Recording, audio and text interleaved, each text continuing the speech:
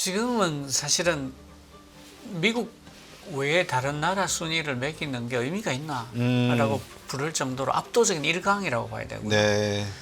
그 뭐 흔히 비교를 하는 지표들을 보면 미국이 100이라고 놓고 봤을 때 2등이 중국인데 65 정도 되고, 네. 그다음에 3등부터 한 7, 8등까지가 39, 38, 37 뭐 이런 수준이다. 네. 그러니까 비교하는 게 사실 조금 그러네요. 의미가 없는 100점에다가 92점, 뭐 86점이면 비비는데 39점, 8점.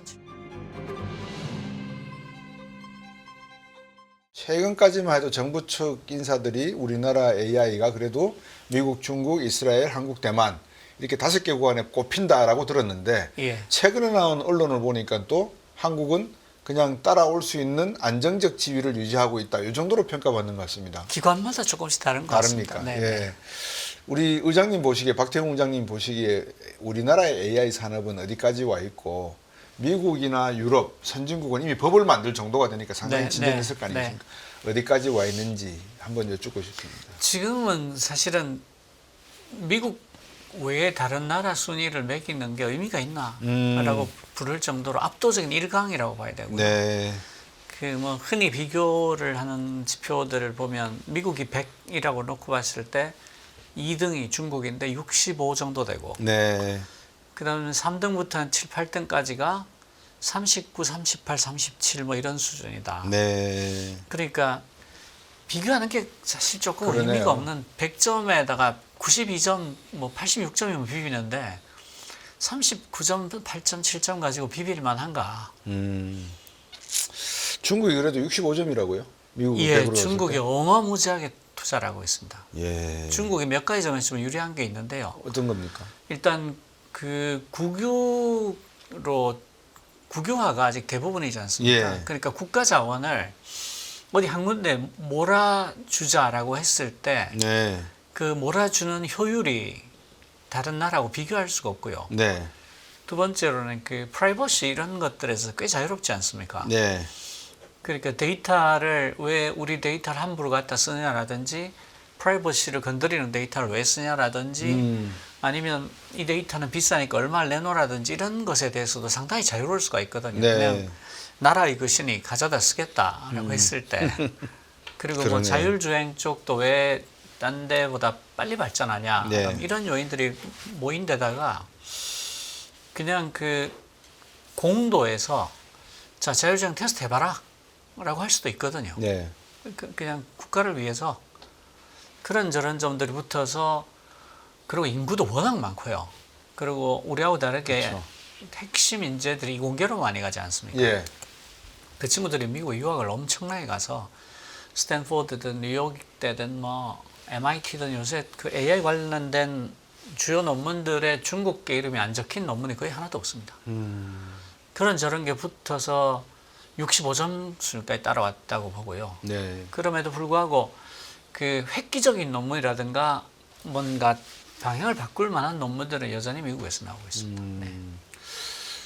획기적인 방안이나 또 새 시대를 바꿀 수 있는 그런 모델을 미국 저자들이 내고 있다라는 네. 말씀을 주셨는데, 제가 알기로는 그 AMD의 리사 수죠, 네.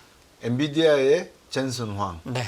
그리고 또 한 명 더 있죠. 파운드리 1위 기업 TSMC. TSMC, 그쪽에도 모리스 창이죠. 모리스 창. 전부 대만계 중국인이지 않습니까? 예. 그래서 제가 한때 강의할 때 이런 말씀을 드렸어요. 대만 박물관을 한번 가시면 쌀 한 톨에 반야심경을 조각해 놓은 한자로, 그게 이제 돋배기로 이렇게 확대해서 네, 볼 수 네, 있도록 네. 해놓은 게 있다. 예. 그걸 가서 한번 보시라 그랬거든요. 그래서 우리가 반도체 기술의 나노 기술 공정을 이야기하지만 이미 중국은 그 시대, 당명, 뭐 청 이 시대에 그 정도 쌀 한 톨에다가 뭐 수백 자를 세 넣을 정도의 그렇죠. 예. 세기를 다듬어 때리는데, 이게 우연입니까? 아니면은 어떤 이유에서 이렇게 대만계 중국인들이 이렇게 AI라든지 반도체 업계에 두각을 나타내는 겁니다. 우연과 필연이 섞여 있을 것 같은데요. 이 세 분이 네. 공통점이 있습니다. 첫 번째로는 젠슨 황도, 리사 수도, 모리스 창도 압도적으로 뛰어난 엔지니어들입니다. 네. 그러니까 CEO이면서 그 회사에서 기술을 가장 잘 아는 사람들이야. 그러니까 기술 리더십이 세계 최고다. 네. 두 번째로는 대만을 떠나서 미국에서 일했다. 네. 그래서 그 가장 뛰어난 최신 기술들을 접할 수 있는 위치였다. 네. 그리고 세 번째가 생태계가 뭔지 알고 있다. 이게 굉장히 중요한 이야기라고 저는 생각을 하는데요. 그 생태계가 뭔지를 알고 있기 때문에 네. 파운드리에서 삼성전자를 압도적으로 이겨왔고 앞으로도 이길 수밖에 없다라고 생각합니다. 엔비디아도 마찬가지고요. 네. 그러니까 좀 설명을 하면 파운드리는 메모리 반도체하고 다르게 네. 혼자서는 아무것도 못하는 종류의 일입니다. 네. 그러니까 이 앞단 시작하기 전부터 끝난 뒤까지가 얼마나 생태계가 두텁게 형성이 되어 있냐를 가지고 경쟁하는 게임이에요.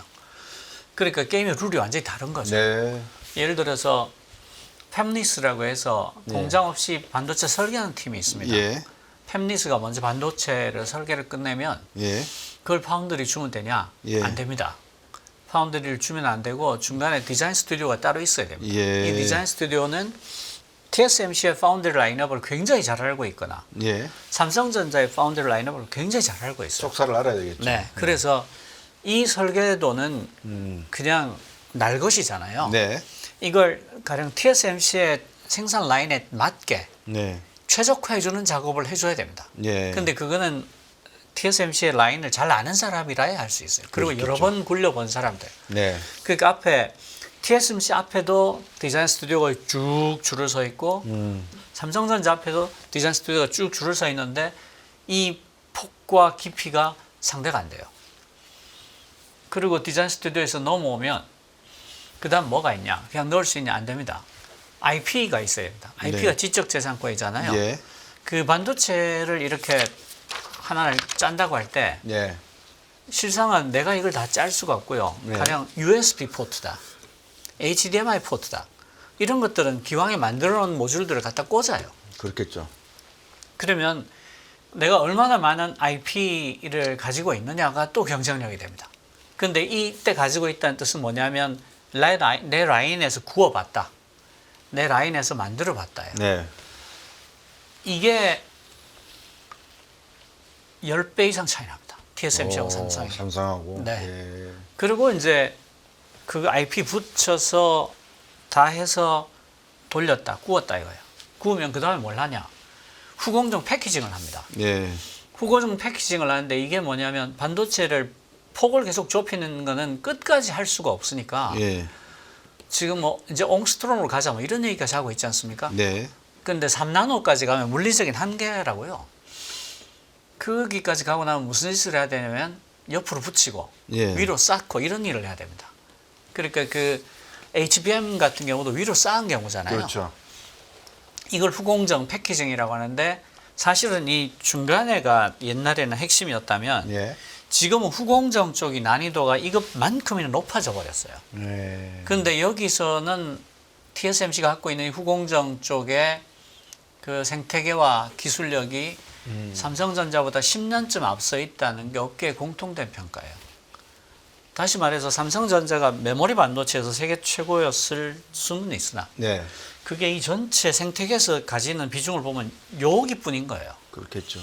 근데 엔비디아도 그렇고 AMD도 그렇고 TSMC도 그렇고 우리는 생태계를 가지고 있어야 산다는 것에 대한 이해가 굉장히 깊어요. 그래서 엔비디아 같은 경우도 이게 그 엔비디아의 그 GPU에서 G가 게임입니다. 예. 그래픽이 아니고 게임이죠. 그래픽 프로세싱 유닛인데 게임에 쓰던 거였어요. 그렇죠. 그렇죠. 그러니까 그냥 게임용 PC에 그래픽 보드를 납품하는 조그마한 회사였습니다.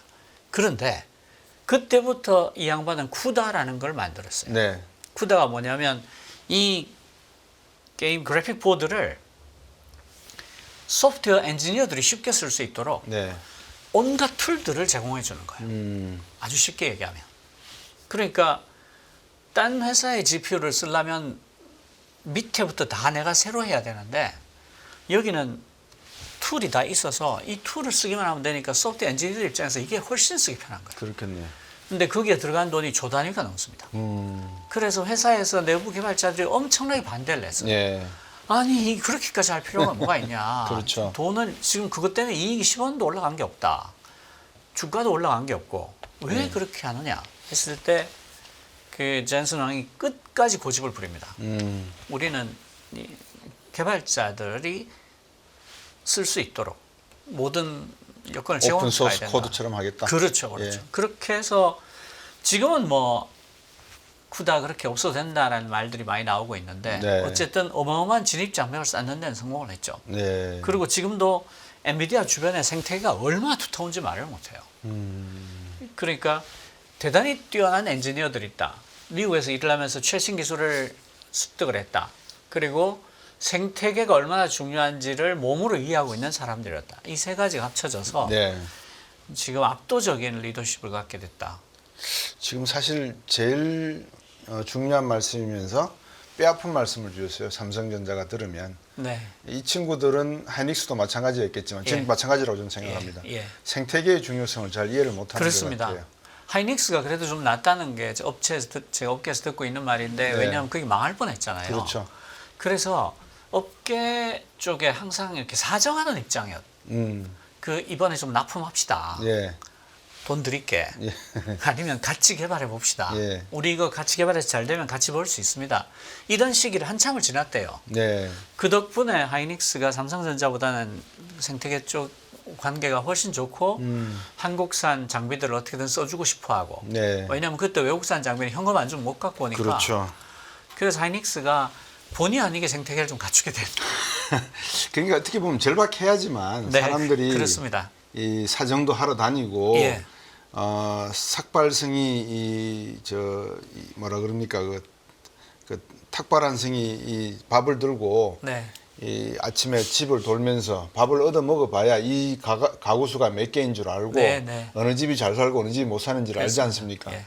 삼성 같은 경우는 그런 생태계에 대한 이해가 없어요. 너무 부족했다는 걸로 제가 듣고 있어서 소부장 업체들은 하이닉스하고는 그래도 얘기가 통한다. 이런 얘기들을 꽤 해요. 그것도 하이닉스가 아마 HBM을 받았다기 표현이 좀 그렇습니다만 HBM에 대한 정보를 미리 캐치한 것도 그 생태계 속에서 그러한 그렇습니다. 구조화가 되어 있기 예, 때문에 가능했지 그렇습니다. 않나 싶거든요. 우리나라 AI는 어느 정도 지금 수준이라고 저는 뉴스에서 보니까 2더라고요, 평점이. 그래서 깜짝 놀랐습니다. 근데 그 스탠포드 이런 쪽에서 뭐 지표들 나오고 하는 게 네. 그렇게까지 성실한 지표는 아닙니다. 우리끼리 보고 있으면 야이씨 이게 분류되면 안 되지. 그렇죠. 뭐 이거 너는 이거 전화도 안 알지도 해봤네. 못하면서. 예, 예. 전화도 안 해봤네. 뭐 예. 일단 한국에 뭐 거대 AI 어느 모델 하나도 없다 이러고 리포트 냈다가 한국에서 항의가 들어가니까 확인해보고 올려주고 이런 식이었어요. 그래서 네. 그걸 다 믿을 필요는 없는데 저는 굉장히 중요한 시기에 놓여 있다고 생각합니다. 왜 그렇습니까? 그러니까 이런 겁니다. 어떤 산업이든지 초창기에 네. 선점 효과가 엄청 그렇죠. 크거든요. 그렇죠. 우리가 여러 번 봤잖아요. 그 네. 인터넷 초창기에 네이버가 검색 서비스를 했더니 어머나 다 먹었네. 모바일 폰, 스마트폰 처음 나왔을 때 카카오가 메신저를 시작했더니 다 먹었네. 네. 지금이 거기에요. 그러니까 몇 번이고 반복되는 걸 봤으면 이제는 얻는 교훈이 있어야 되거든요. 와, 이때 죽으라고 달리지 않으면 다 잃겠구나. 그러니까 지금 전 세계에서 몇십조, 몇백조의 투자가 막 일어나고 있는 이유가 네. 봤기 때문이에요. 야, 이거 뭐 좀 놀다가 다시 들어간다 택도 없는 소리다. 네. 가령 지금 카카오의 메신저가 그렇게 기술적으로 뛰어나냐? 그렇지 않거든요. 네. 근데 그럼 왜 아무 경쟁자가 없냐? 예. 이거는 같이 쓰는 사람이 있어야 돼요. 내가 그렇죠. 세계 최고의 메시징 기술을 가지고 딱 만들었는데 나만 쓰고 있어. 네. 그럼 이거 아무 데도 못 써. 쓸모도 없죠. 전화기를 들었는데 받을 사람이 한 명도 없어. 이런 거잖아요. 네. 그러니까 초반에 들어가야 되는 거예요. 이게 딱 마찬가지 그 국면인데 네. 지금 뭐 모두가 알다시피 R&D 예산이 한번 13% 이상 날아간 데다가 지금은 거의 그 뭐랄까 결정할 수 있는 상황이 아니게 됐으니까 너무 안타까운 거죠. 근데 저는 이제 한국이 어느 정도 수준이냐라고 본다면 네. 그 아까 말씀하셨듯이 따라잡을 수 있는 영역 안에 있는 나라라고 분류가 되잖아요. 네. 저는 그게 대단히 정확한 표현이라고 생각합니다. 아, 예. 그러니까 따라잡을 수 있는 인재와 따라잡을 수 있는 자원이 있는 나라다. 예. 한국에도 지금 뭐 카이스트니 네이버니 뭐 LG AI 연구소니 이런 곳에 아주 뛰어난 분들이 많이 있어요. 네. 그러니까 정신 바짝 차리고 투자 제대로 해서 따라가면 충분히 따라갈 수 있는 그룹에 속해 있다. 근데 문제는 이제 이런 문제가 있습니다. 투자 규모가 예. 너무 커요. 네. 가령 페이스북 같으면 그 A100 지금 최신 버전 GPU가 H100인데 예. 이 세트로 몇 억 하거든요. 예. 그걸 올 연말까지 35만 장 산다고 그랬었는데 지금 10몇만 장 사고 엔비디아 그 생산량이 못 미쳐서 하고 있거든요. 근데 우리나라에 H100 들어와 있는 게 다 합쳐서 10,000장이 안 될 겁니다. 예. 그리고 뭐 네이버나 LG AI 연구소가 그래도 우리나라에서 거대 AI 제일 투자 많이 하고 있다는 회사들인데도 불구하고 A100 몇천 장에 H100 이번에 뭐 새로 사서 설치 중이다 뭐 이런 수준이니까 예. 그 기업 대 기업으로는 경쟁할 수 없습니다. 규모가 너무 차이가 나서. 그러네요. 그러니까 LG가 됐든 네이버가 됐든 국제적으로 보면 구멍가게인 거예요. 네. 그런데 나라로 보자. 그럼 한국이 세계 10대 경제대국이거든요. 네. 한국은 H100을 10만 장도 살 수 있는 겁니다. 그러니까 미국 같은 경우가 지금 정부 단위에서 어마어마한 AI용 그 클라우드 팜을 구성을 해서 네. 올해 말까지 5만 명이 1,000시간, 내년 말까지 12만 명이 1,000시간, 각각 1,000시간씩 쓸 수 있게 해주겠다 발표를 하고 지금 네. 구축하고 있거든요. 예. 미국같이 압도적으로 앞서 있는 나라도 그렇게 하는데 왜 우리가 안 하나? 그러니까 H100 한 3만 장 정도 사서 한국에 있는 모든 대학교의 연구원들, 그 다음에 뭐 큰 기업들 다 와서 써라. 네. 그 대신에 당신들이 써서 생긴 결과물은 공유한다. 공유하자. 그 당신들이 만든 것을 우리나라에 있는 그 석사 박사 이상 과정 사람들이 다 볼 수 있게라. 예. 이런 식으로 딜을 할 수가 있어요. 네. 그렇게 하면 기업들이 기꺼이 응할 거라고 생각합니다. 그렇게 해서 나라 전체로 붙으면 저는 2위 군에서는 압도적인 성적을 내면서 1군에 붙을 수 있다. 그런 잠재력이 있는 나라다라고 생각합니다. 방금 주신 말씀을 이렇게 듣고 보면 결국은 이제 기업과 정부의 역할이 중요한 것 같은데. 그렇습니다. 정부가 규제나 법 제도를 빨리빨리 정비해서 적극적인 재원 지원과 함께 네. 세금 지원을 마련해 줘야 되고, 기업은 생태계를 잘 이해를 해서 그렇습니다. 이 생태계에서 무엇이 그 다음 순서인지를 빨리빨리 캐치해내는 게 중요할 것 같은데 네. 과연 우리나라 지금 이 정부와 기업이 그것을, 왜 말씀 주신 대로 이 초격차 산업은 네, 자고 나면 바뀌지 않습니까? 그렇습니다. 지금 이 엄중한 시기에 매일 우리가, 뭐가 나와요. 그러니까요. 과연 괜찮을지 걱정이 많이 되거든요. 갑자기. 그래서 산학연이 협업을 해야 되는 게 너무 중요한데요. 네. 지금 그 정부 입장에서 알고 있어야 될 게 있다라고 생각을 해요. 어떤 겁니까? 세 가지 딜레마를 안고 있다. 네. 그것을 인정하는 데서 시작을 하자. 예. 첫 번째는 뭐냐면 고시라는 것은 제너럴리스트를 뽑는 제도예요. 네. 그런데 각 부문은 갈수록 빠른 속도로 전문화가 깊어지고 있습니다. 그렇죠. 그러니까 행정에 대해서 통달한 제너럴리스트로서의 공무원이 의사결정을 하는 데는 한계가 있습니다. 그게 1번입니다. 네. 전문분야는 점점 더 깊이가 깊어지고 있고 호흡이 길어지고 있고 예. 그 원천 기술이란 게 박사급이라도 이해하기 힘들어진 수준까지 가고 있다. 그럼에도 불구하고 자원 배분을 해야 한다. 네. 이게 첫 번째 딜레마입니다. 네. 두 번째 딜레마는 그 모든 일들이 점점 더 융합적인 일들이다. 그런데 정부 부처는 견고한 사일로 구조다. 그러니까 뭐 AI가 있으면 과기부랑 산자부랑 싸우고 중기청과 외교부가 그거 우리도 해야 할 일이 맞는데 하고 붙고 있는 예. 그런 형국이에요. 예. 근데 그럼 누구 말이 옳냐? 다 틀렸어요. 이건 융합적인 일이에요. 가령 그 AI의 안전에 관한 표준을 정리하는 작업이 전 세계적으로 빠르게 일어나고 있는데 네. 이건 명백히 외교적인 일이거든요. 예. 그 표준을 정립하는 일에 끼어들지 못하면 엄청난 기회를 잃는단 말이죠. 예를 들어서 금융권의 바젤 요약으로 인한 그 산업 규모가 얼마입니까? ISO 표준으로 인한 산업 규모가 얼마예요? 그게 우리가 갖고 있는 기술이 표준으로 들어가는 거다고. 남들이 준 기술 문서 가지고 이게 도대체 뭔지를 이해하는데 컨설턴트를 써야 되고 컨설팅 펌에 돈을 1,000억씩 줘야 되는 거하고 비교해 보면 얼마나 큰 기회를 잃느냐. 그렇죠. 그러니까 두 번째는 당신들은 사일로를 구축해서 살고 있는데 세상 모든 일은 융합적이야. 이거 어떻게 해결할 건데? 예. 이게 두 번째 질문이고 예. 세 번째 질문은 세상 모든 일은 글로벌 단위에서 벌어지고 있는데 예. 당신들 규제는 로컬로밖에 못하잖아. 당신들 페이스북에 대해서 올바른 규제할 수 있어? 구글에 대해서 올바른 규제할 수 있어? 예. 그런데 왜 우리나라 네이버만 잡는데?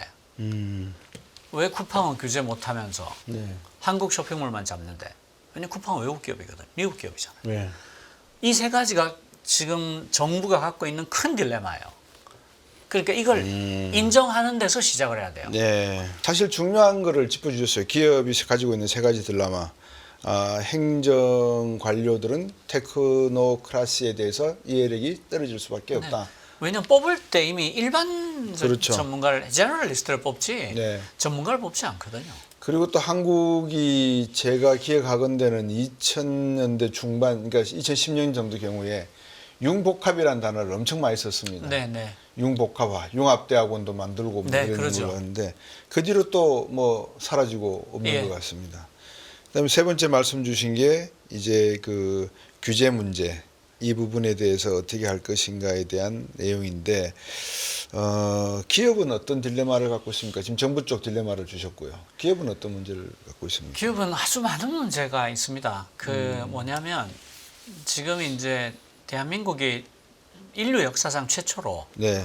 후발 추격국에서 선진국이 된 케이스잖아요. 예. UN에서 웅크타드에서 64년 설립 이래 후진국에서 선진국으로 옮겨간 최초의 사례잖아요. 예. 그리고 그게 웅크타드 115개의 참여국 전원 합의로 그런 어마어마한 역사를 일군 진짜 훌륭한 나라거든요. 네. 근데 문제는 후발 추격국으로 미친 듯이 달려서 여기까지 오는 바람에 네. 빠뜨리거나 건너뛴 게 되게 많아요. 그렇죠. 예를 들어서 한국은 제조 강국이에요. 예. 그건 코로나 사태 때 드러났죠. 예. 한국, 독일, 일본 정도가 그래도 마스크도 지가 생산할 수 있고 뭐 진단 키트도 백신도 만들고 어떻게 수출하고 만들고. 백신도 만들고 백신도 우리 보고 만들어 달라고 막 전 세계에서 예. 왔었잖아요. 예. 마스크 내놔라, 백신 내놔라, 진단 키트 내놔라 난리가 났었죠. 네. 근데 그 제조 강국인데 어떤 제조 강국이냐 하면 양산 기술 제조 강국이에요. 그러니까 양산 기술은 세계 최고 수준까지 갖고 있어요. 예, 그런데 예. 선진국이에요라고 말을 할 수 있으려면 예. 원천 기술 강국이어야 되는 거예요. 그렇죠. 왜냐하면 더 이상 한국에 대해서 원천 기술을 공급해 주지 않아요. 경쟁국이니까. 그럼요. 그러니까 후발 개도 뭐 추격국일 때는 우리 공장 거기다 지으면 되겠네. 한국 사람들 정말 부지런하고 일 잘하니까. 네. 그래 우리 기술 줄 테니까 부품 만들어서 줘. 뭐 이렇게 흔들어왔다면 지금은 야, 이 녀석이 내 목숨을 위협하네? 이렇게 된단 말이죠. 그렇죠. 그러면 어떤 딜레마가 있냐면 양산 기술은 충분히 갖고 있어요. 그런데 원천 기술은 시간이 엄청 걸려요. 가령 물리학, 뭐 화학, 기계공학 이런 쪽에서 10년, 20년을 쌓아야 되는데 네. 얘는 있지만 얘는 없으면 여기 이제 꼴짝이 만큼 있지 않습니까? 그렇죠. 이 꼴짝을 내가 어떻게 건너갈 건데? 음. 라는 문제가 있어요. 그 질문이 있는 거예요. 그렇죠. 그리고 두 번째는 우리가 재벌 중심으로 경제를 키워왔단 말이죠. 네. 굉장히 효율적이고 압도적으로 훌륭했지만 그 과정에서 공정거래에 관한 그 관습이 잘 구축이 된 상태에서 왔느냐? 네. 그렇지가 않아요. 그냥 그 큰 방에 코끼리가 서너 마리 앉아 있는 꼴인 거예요. 그런데 경쟁이 지금 생태계 경쟁으로 바뀌니까 네. 코끼리가 몇 마리 방 안에 있다는 것의 취약점이 일거에 드러나는 겁니다. 그렇죠. 이게 그러니까 일본이 이를테면 소부장 가지고 공격을 하는데 허리가 부러질 것 같은 거예요. 보니까 소재 부품 장비가 전부 일본 쏘고 있네. 예. 그때 허리가 부러질 뻔했는데 여행이 잘 버텼죠. 왜냐하면 그 친구들도 팔 데가 한국밖에 없으니까. 그렇죠. 그러니까 같이 죽자는 거잖아요. 예. 그래서 어쨌든 잘 버텼지만 그때 한국이 얼마나 하체부실한 나라인가가 드러난 셈이죠.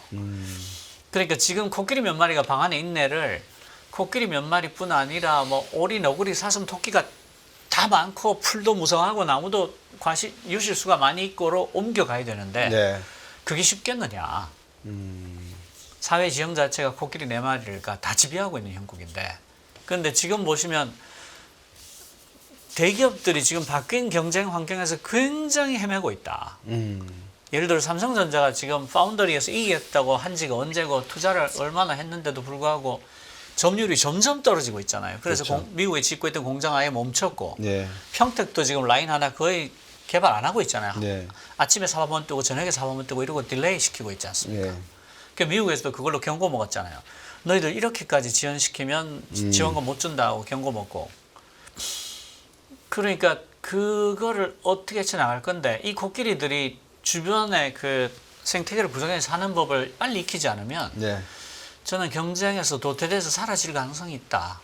그럼 앞으로 이 기술 제국주의적 관점에서 놓고 보면 유럽과 미국은 AI 법을 만들면서 야 개인 정보는 어디까지 가능하고 플랫폼 산업은 어디까지 가능하고 그 결과는 어디까지 쓸 수 있으며 이런 것들을 지금 만들고 있지 않습니까? 네, 그렇습니다. 우리는 하고 있습니까? 그 AI 관련 법을 볼 때 이게 외교적인 문제다라는 걸 같이 보지 않으면 그냥 규제를 심하게 하면 되겠느냐. 네. 뭐 산업진흥을 해도 따라갈지 못 따라갈지 모를 판인데 이런 말을 하게 돼요. 네. 근데 그게 아니라 지금 전체로 규제판을 보게 되면 네. 그 대서양 그룹이 있습니다. 미국, 영국, 미국. 캐나다가 한 편이에요. 네. 이 친구들이 보조를 아주 잘 맞춰가고 있습니다. 그리고 유럽판이 있어요. 네. 가령 프랑스 같은 거는 원래부터 독자적인 움직임을 하려고 애를 많이 썼고 그 프랑스가 보면 중국하고 가끔 이렇게 네. 협업을 하자 이렇게 다니고 있습니다. 왜냐하면 그 중국은 프랑스한테 굉장히 큰 시장이기도 하고 네. 그리고 중국이 독자적으로 또 판을 펴니다. 중국은 어디를 펴냐면 그 포용적 AI라는 그 컨셉을 가져오는. 컨셉을 가지고 중남미, 그 아프리카 이런 쪽을 먹겠다. 그 사람들한테 AI를 쓸 수 있게 해야 된다라고 말하지만 실제로는 자기들이 만든 AI 모델을 써라라고 하는 거죠. 네. 그렇게 해서 그걸 장기적으로 시장을 만들겠다. 그러니까 네. 크게 보면 중국의 포용적 AI를 주제로 하는 그 3세계를 먹겠다는 판이 있고 예. 그게 보조를 맞추면서 유럽의 독자성을 내세우겠다는 EU와 프랑스의 판이 있고 대서양 그룹의 판이 있습니다. 예. 그러니까 우리는 어떻게 해야 되느냐 이 질문을 하지 않고 AI 법이 뭐예요? 아유 지금 규제 얘기할 때가 아닙니다. 지금 중국 저렇게 달리고 미국 저렇게 달리는데 우리 무조건 진흥만 해야 됩니다. 이래버리면 참 무식한 질문이었네요. 제가 지금 그냥 보니까. 그러니까 위에 이렇게 지나다니는 걸 하도 못 보는 거예요. 그러네요. 그런데 이제 한국은 한국의 외교적으로 어떤 훌륭한 지위를 가질 수 있는데라고 한다면 네. 이런 게 있어요. 제국주의를 한 번도 경험하지 않고 선진국이 된 몇 개 안 되는 나라입니다. 네. 그리고 나라 사이즈가 적당해요. 저 친구랑 협업한다고 해서 내가 먹히지는 않겠다라는 확신을 주는 정도의 사이즈의 나라예요. 네. 그리고 제국주의를 해본 적이 없어서 못해요. 외교가 굉장히 서툴거든요. 전 요즘 자본 제국주의 하자고 막 외치고 다니고 우리도 좀 한번 떵떵거리면 살아보자 그러고. 근데 방법을 몰라서 못하죠. 아, 예. 그 외교적으로는 한국이 너무 낮습니다. 너무 못해요. 그러니까 조선 총독부는 일본의 행정부에 있는 산하기관이잖아요. 그렇죠. 그러니까 조선 총독부는 외교 기능이 하나도 없어요. 없죠. 그러니까 한국의 그 신문들에도 외교 뉴스는 안 나왔어요. 기껏 나오는 게 해외 토픽, 뭐 사람이 개를 물었다, 뭐 이런 것만 나오지. 그래서 외교에 관한 감각이 한국 사람들한테 별로 없어요. 네. 국제 뉴스가 일면에 거의 나오지 않는 유일한 신문이 우리나라 신문입니다. 일본 아사히만 해도 국제 뉴스가 일면에 톱으로 자주 나옵니다. 네. 거기는 제국주의를 했던 나라니까 국제 뉴스가 비중이 굉장히 커요. 네. 그리고 지금은 우리가 세계 10대 경제 강국이기 때문에 사실은 국내에서 일어나는 뉴스보다 네. 해외에서 일어나는 뉴스가 영향이 더 커요. 예. 그러니까 지금 우리나라 경제신문 주요 중앙일간지들이 참 어이가 없다라고 할 수 있어요. 그냥 조선 총독부 시절의 한국 신문들 같아요. 조선 신문들 같아요. 그러니까 이 그 법이라고 하면 그렇게 봐야 되는데 우리는 다행스럽게도 제국주의 경험이 없는 훌륭한 선진국이기 때문에 예. 가령 그 소버린 AI란 말을 많이 하죠. 예, 예. AI 주권, 예. 우리 모델을 가져야 된다라고 했을 때 어느 나라보다도 우리 모델을 가지고 합시다라고 말을 하기가 좋아요. 가령 중국이 가서 우리 모델로 합시다 했을 때 깨름직한 느낌이 안 들겠어요? 미국이 우리 걸로 합시다라고 했을 때 깨름직한 느낌이 안 들겠냐고. 들죠. 근데 한국이 와가지고 우리 걸로 합시다라고 했을 때 이게 품질이 받쳐주나 이 고민은 돼도 얘가 나를 잡아먹으면 어떡하지 그 고민은 안 든단 말이에요. 그러면 이 품질에 대해서는 너희들이 제공하는 데이터만 가지고 학습을 하겠다. 네. 그러니까 가령 사우디아라비아다. 예. 그러면 당신들 나라의 데이터를 다 주라. 예. 그걸 베이스로 학습을 시키자. 예. 그리고 모델은 이렇다. 자, 투명하게 보여줄 테니까 봐라.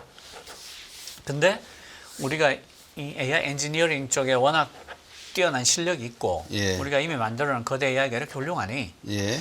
우리가 공급을 해줄게. 공동 개발을 하자. 이런 건 먹힌다고요. 사우디아라비아가 지금 한국하고 네이버하고 계속 이야기하고 있는 이유도 네.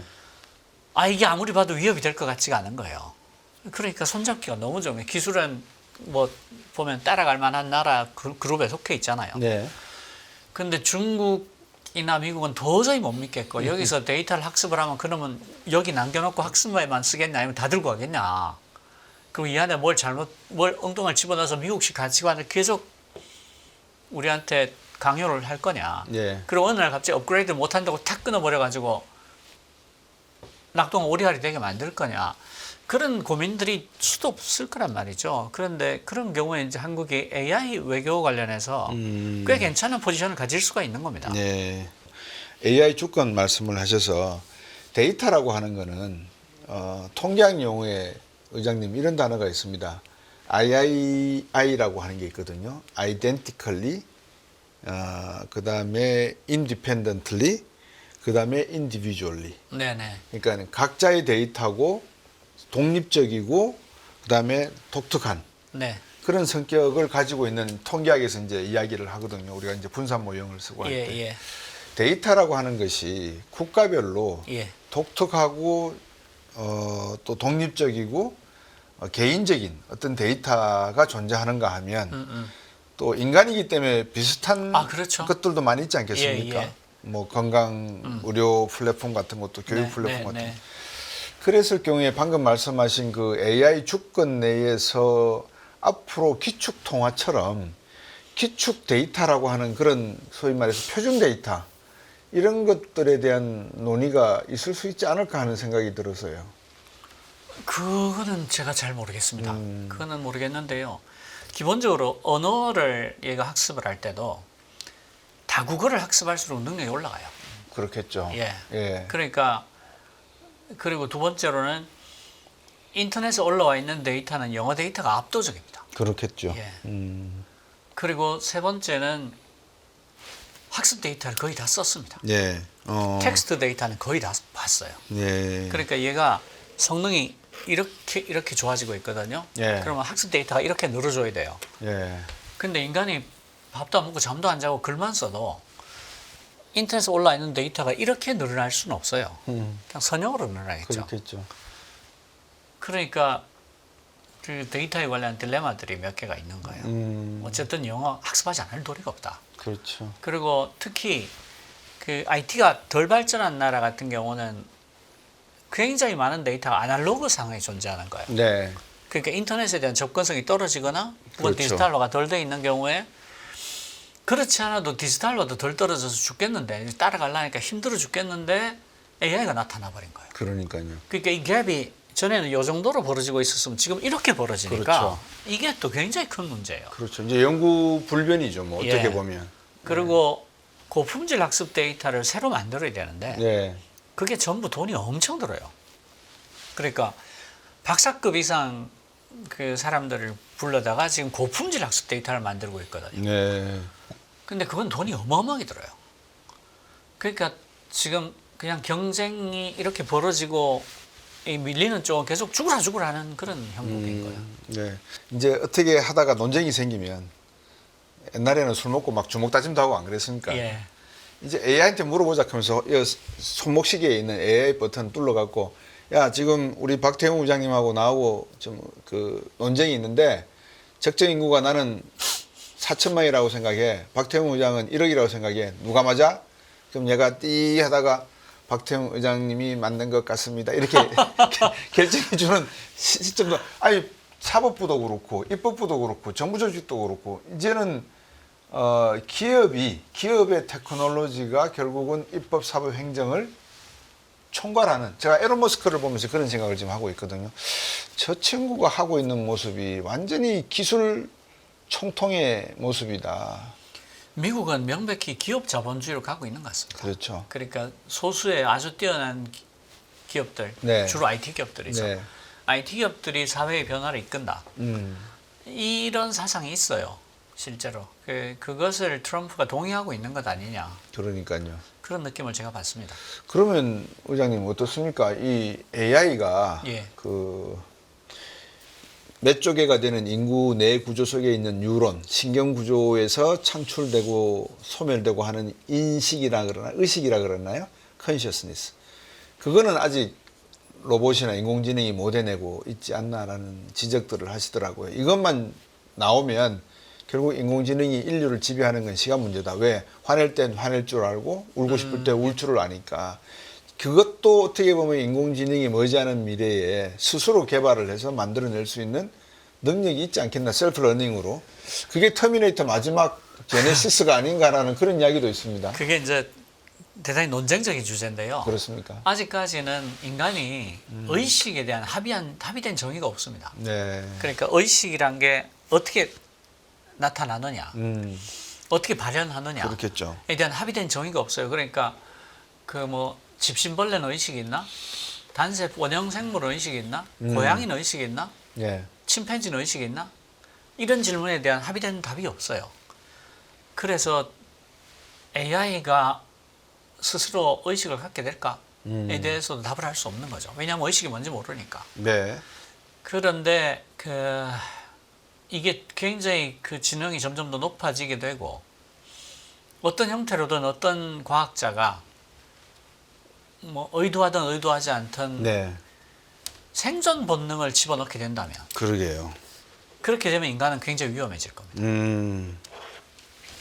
그 생존 본능을 갖게 되고 인간보다 더 뛰어난 지능이 되게 되면 우리가 걔를 못 끄게 될 거예요.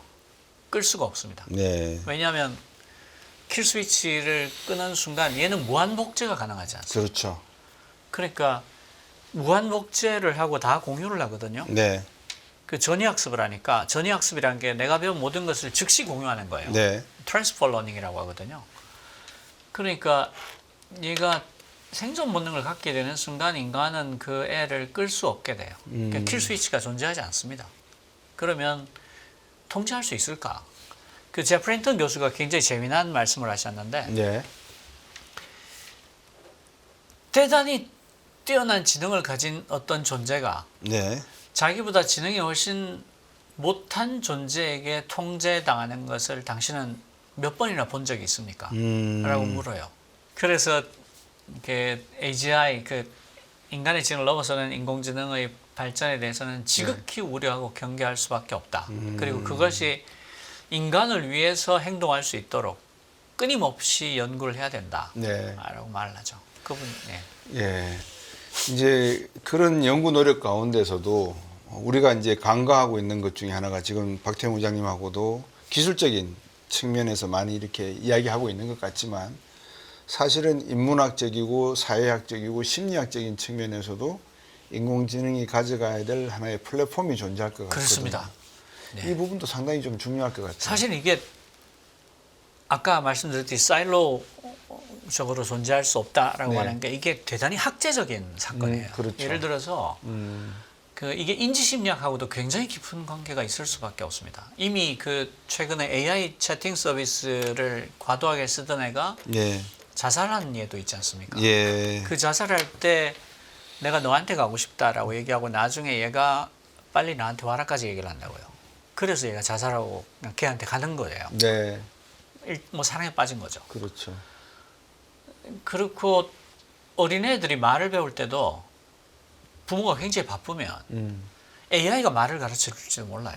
그러니까요. 근데 우리가 대화를 할 때는 눈을 보고 내가 이런 얘기를 했을 때 상대가 나한테 주는 피드백을 받는단 말이에요. 그렇죠. 그러니까 정서적인 교감이 있는 거고. 네.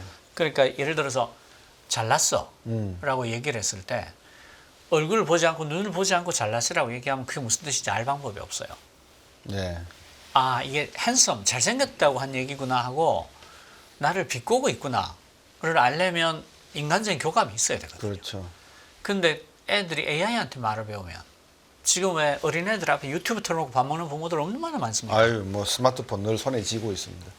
근데 그게 곧 AI로 바뀔 거란 말이죠. 네. 그러니까 이게 인지심리학적인 문제이기도 하고요. 그 다음에 굉장히 많은 법적 문제들이 생길 거예요. 이 그렇죠. 주체가 누구냐? 어디까지 책임져야 되냐? 그 서명에 갈라지지 않는 포인트가 얼마나 많겠어요. 네. 그리고 사회적인 문제가 돼요. 일자리가 이렇게 눈 녹듯이 녹을 때 우리는 어떻게 사회 체제를 바꿔야 되냐? 네. 저는 지금 올해는 시작일 뿐이고 내년에 엄청난 일자리 소멸을 볼 수밖에 없다라고 생각하거든요. 어떤 이유에서 그렇습니까? 지금 이미 프리랜서들 외국에 미국 쪽 프리랜서들은 엄청난 타격을 받고 있습니다. 그리고 그 글 쓰는 마케터 중에서 글 쓰는 분들하고 카피라이터 글 쓰고 그다음에 그 디자인하고 하는 분들도 네. 이미 일자리가 몇십 %씩 사라졌어요. 그리고 컨설팅 펌이나 그 법률 회사 가면 어소가 있어요. 어소시에이츠. 예, 예. 한 3년 내 친구들. 그렇죠. 미국에서는 어소들 일자리가 엄청나게 빠른 속도로 없어지고 있어요. 이 친구들이 하는 게 다 자료 정리일 거 아니에요. 그렇습니다. 자료 정리는 AI가 훨씬 잘하거든요. 그러니까 속도가 비교할 수 없잖아요. 그렇죠. 그래서 어소를 안 두는 겁니다. 그러니까 이게 뭐냐면 부분 최적화를 한 결과 네. 전체적으로 엄청난 비극이 생기는 경우예요. 그러니까 어소를 지금 안 뽑으면 어떻게 되냐면 10년 뒤에는 10년차 변호사, 10년차 컨설턴트가 한 명도 없어요. 10년 전에 안 뽑았으니까. 그렇죠. 그리고 사회가 전체로 일자리 그렇게 빠른 속도로 사라지면 결국은 엄청난 불경기가 오고 그러니까요. 공황이 올 수밖에 없는 거죠. 예를 들어서 산업혁명기를 들면서 산업혁명기 이후로 지금까지 새로운 기술이 새로운 일자리를 불러오지 않은 적이 없다 이런 얘기를 하시는 분들도 있는데 그분들은 두 가지 얘기를 안 한 거예요.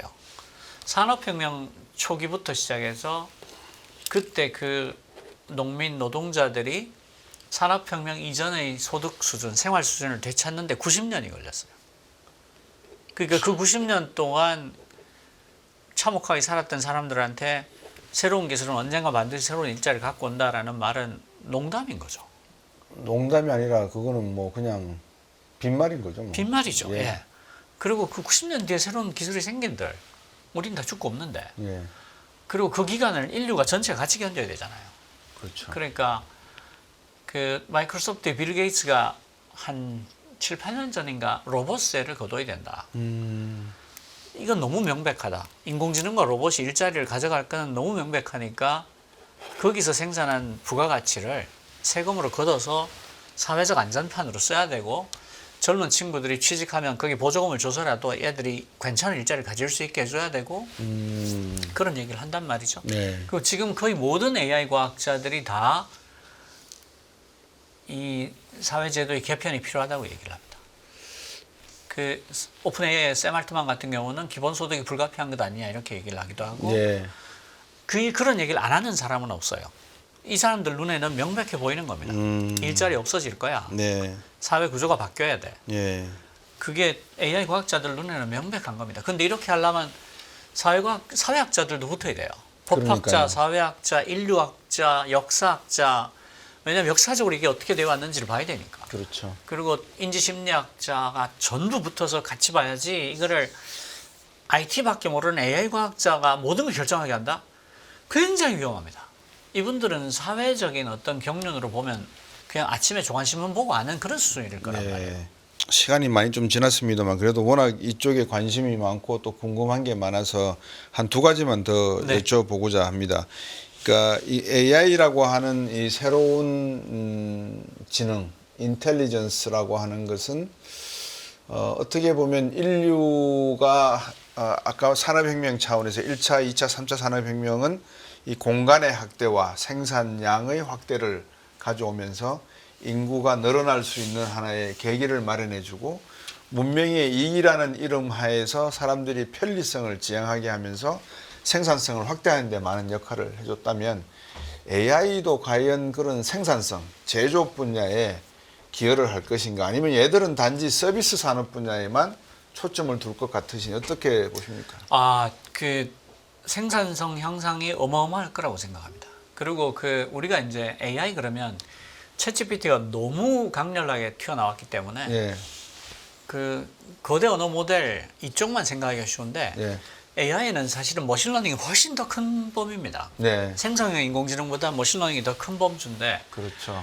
머신러닝이 사실은 우리같이 제조강국에는 아주 필요한 기술이에요. 그러니까 뭐냐면 머신러닝이라는 게 결국 그 잠재된 패턴을 찾아내는 일을 하는 거거든요. 네. 그래서 포스코 같은 경우가 아주 대표적으로 머신러닝을 써서 생산성 향상을 엄청나게 이루는 경우인데 우리가 이제 쇠를 만들 때 굉장히 다양한 변수가 작용할 거라는 것은 알고 있잖아요. 네. 그러니까 이 코커스가 어느 탄광에서 왔냐, 이 쇠가 어느 철광에서 왔냐, 그다음에 오늘 습도가 어떻고 풍속이 어떻고 풍량이 어떻고 온도가 어떻고 온갖 것들이 작용을 해서 이 쇠의 품질과 생산량에 영향을 미칠 거다는 우리가 알고 있죠. 네. 근데 이 모든 변수를 다 고려할 방법이 없으니까 이때까지는 못했던 거죠. 그냥 굉장히 그 경험이 풍부한 그 장인이 야 오늘 뭐 비도 좀 오고 이 코커스는 밖에서 어제 비도 맞았고 이 철광은 호주산이고 그러니까 불 좀 더 떼라 뭐 이런 식으로 했단 말이죠. 그 비율을 어떻게 조절해라. 네. 여기는 이 철은 품질을 높여서 좀 더 집어넣어야 돼. 이런 식으로 했단 말이에요. 그냥 경험을 가지고. 그런데 포스코가 그 모든 데이터를 수집을 해가지고 AI에 집어넣은 거예요. 패턴을 찾아라. 그래서 어떻게 됐냐 하면 하루에 240톤의 쇠를 1g의 원료도 추가 투입하지 않고 더 생산을 해요. 그래서 2,500억의 순이익을 거둡니다. 네. 더 올려요. 그리고 그 LG그룹에서도 전자 그 제품 생산 라인에 AI를 적용해가지고 30가지 제품을 홀류 생산을 하는데 한치의 오차도 없이 네. 그런 것들이 다 말하자면 머신러닝이거든요. 그렇죠. 그러니까 한국 같은 경우는 그런 머신러닝을 적용해서 이 세계 최고의 제조 강국으로서의 위상을 유지하거나 높일 수 있어요. 그 점에서도 그 정부의 AI 리더십이 너무 중요한 거죠. 네. 끝나지 않은 여정, 변화의 물결소. 우리의 질문은 계속될 것입니다. 거대한 역사로 읽는 인간의 욕망과 부의 흐름. 새로운 부의 미래를 알려드립니다. 자본주의의 적은 자본주의.